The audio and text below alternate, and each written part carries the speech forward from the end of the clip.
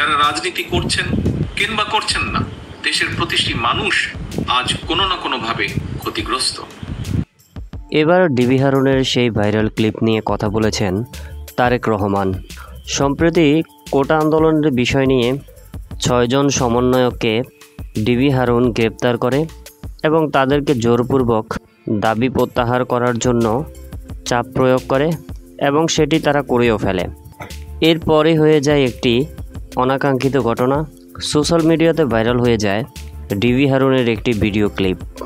যে ক্লিপটি দেখার পর সোশ্যাল মিডিয়াতে তাকে নিয়ে সমালোচনার ঝড় বয়ে যায়। সবাই ডিবি হারুনকে ছি করছে। এবার ডিবি হারুনের সেই ক্লিপটি নিয়ে কথা বলেছেন তারেক রহমান।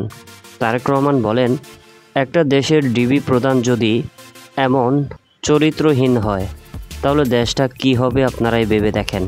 আমি মনে করি এদের সবাইকে আইনের আওতায় আনা উচিত এবং তাদেরকে চাকরি থেকে বরখাস্ত করা উচিত।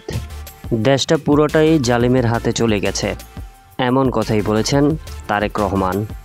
তো ভিউয়ার, তারেক রহমানের সঙ্গে কি আপনি একমত হবেন? অবশ্যই কমেন্ট করে জানাবেন। ধন্যবাদ।